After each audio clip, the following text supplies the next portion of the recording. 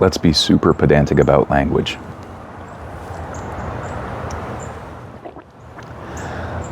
I love language and vocabulary. I'm a big grammar nerd, and I love rhetoric, choosing words thoughtfully to communicate expressively and effectively.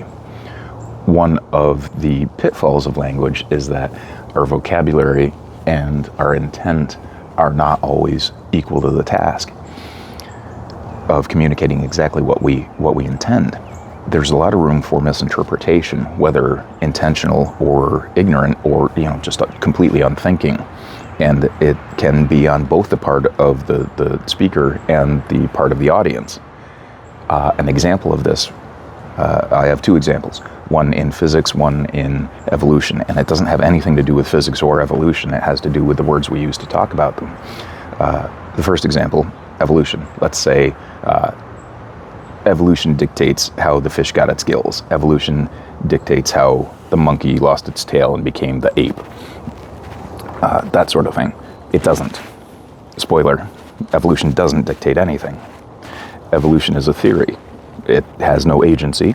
It's not anthropomorphized, and it doesn't look at, three little baby monkeys and say, well, you're losing your tail and you have better night vision, so you're better adapted to your environment. Therefore, I'm going to make sure you're the survival of the fittest. Congratulations, you've won. Your genetics are going to go into the future. Sounds kind of silly. And it is, because that's not what happens. Survival of the fittest is such an incomplete term that I find it personally to be disingenuous when we say it, because it speaks about a very contained box of circumstances, which kind of implies, all right, the reality of the situation completely aside, better adaptations for an environment, for survivability or efficacy in procreating or whatever it is, there you go, that's the winner. However, and that's helpful. However, that doesn't take into account reality, because we're putting it in a box to talk about it. In reality, the monkey that is starting to grow this new set of traits over generations, and I say monkey not as an individual, but as a continuing line of genetics.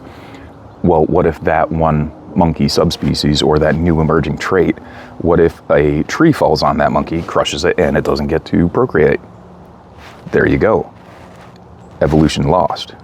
Well, it's not the survival of the fittest, it's the survival of the luckiest. Of three subspecies, let's say there is a clear front runner, a clear middle, and a clear lagging species in terms of traits that we're looking at for, like, this is better for the environment. Well, if the best one gets crushed by a landslide, or in its environment there's a drought and it can't get the food even though it was better adapted for the food, then, well, did evolution fail, or is it not evolution's agency to have anything to do about it? That's the thing. Evolution doesn't dictate anything. Survival of the luckiest is what actually happens in a quote-unquote real-world situation. And evolution expresses what that process should look like. So evolution isn't out there sitting, steepling its fingers and plotting, well, this one survives, that one doesn't. And we'll give that fish gills so it'll survive better, because I'm Johnny Evolution, and I'm gonna say how everything goes. It doesn't work like that. The term evolution is a summation of the process. It's describing it. It's an observation. The cart before the horse.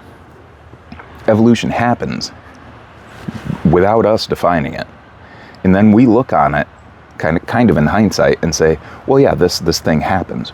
Well, it happens, but it doesn't dictate anything. And the same thing, let's go to the physics example, when we say, well, these elementary particles follow this rule. Here's Bohr's law, here's Heisenberg's uncertainty principle, here's the strong nuclear force, and all these particles follow these rules. Well, they don't. They don't follow the rules. The rules express what happens. And again, that's incredibly pedantic, and I'll put my hand up there. That's so pedantic it may not even matter. But that's when we can split hairs about things like connotation and denotation. The denotation, dictionary definition, versus the connotation, kind of what we mean around that term. The rules of nature, laws of physics, they don't dictate anything. They are mankind's attempt to express what's happening, to put down our observations in terms of mathematic principles, in terms of certainty, and that is all well and good. It doesn't mean they're inaccurate. It does not in the slightest mean that they're inaccurate. What it does mean is that sometimes we mistake the map for the territory, and we say that the laws and rules dictate what happens. They don't dictate it, they express it. So, pedantic? You bet. Accurate? You bet. Annoying? Probably, but there are instances where putting that cart before the horse can be confusing and obfuscate the actual point of what we're trying to say. If we say it, especially with students, when an expert or a professor hands down this information and says something like, well, the law does this, and I'm telling you that this theorem, particles follow this theory. And a student may say, oh, okay, great. The instruction is the point of it. And it's not necessarily the case. The problem of being trapped in a lab environment, right? All of these laws and theorems and observations are observations of what reality is doing, regardless of whether or not we've defined it. And what we're doing is learning to express it in language with imperfect language, imperfect vocabulary, and lots of room for misunderstanding. So we try to give each other the benefit of the doubt. That doesn't always work well on the internet, or anybody can be a bad faith actor and say, well, yeah, but what about this? Well, actually, that sort of thing. And sometimes that's warranted because we may need to clarify what we're saying to make sure the expression is getting across right, the intent of the words we're using, the connotation of the words we're using, if the denotation is insufficient. What do you mean when you say you like this coffee? Well, I like this coffee. Do you love this coffee? I don't love this coffee, but it doesn't mean I don't like it. It means I don't love it. So there's a lot of room for back and forth on that, and I think it's important, if not to be pedantic every single time, to at least be understanding that, specifically, with these examples, but in any number of communications, things like evolution doesn't dictate what happens, and particles don't follow laws of physics. So we keep that in mind because we don't want to put the cart before the horse. But it is simpler to communicate that way. So, you may call a lot of things pedantic, but hey, we're trying to communicate here. And one of the challenges is if I'm not a little bit pedantic, or at least explaining myself a little more thoroughly, either there's the chance that somebody may think, well, yeah, but that doesn't explain this, or that doesn't explain that, or, a bad faith actor, or just somebody who doesn't give somebody the benefit of the doubt can say, well, yeah, but what about this? So, pump the brakes, make sure we're all understanding the words we're using, get on the same page, as it were, and I think communication can be more effective if we look to understand each other rather than challenge and defend and reproach each other. So give that a shot. Think about the words you're using, and not just the words in their denotation, but their connotation, because it matters.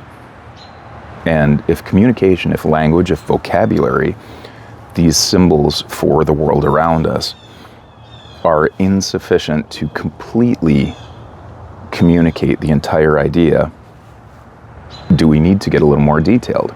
Or is it sufficient for the point at hand? Robert Heinlein speaks about the word grok in Stranger in a Strange Land. And grok is to completely, utterly understand something, to be, one with an understanding of it.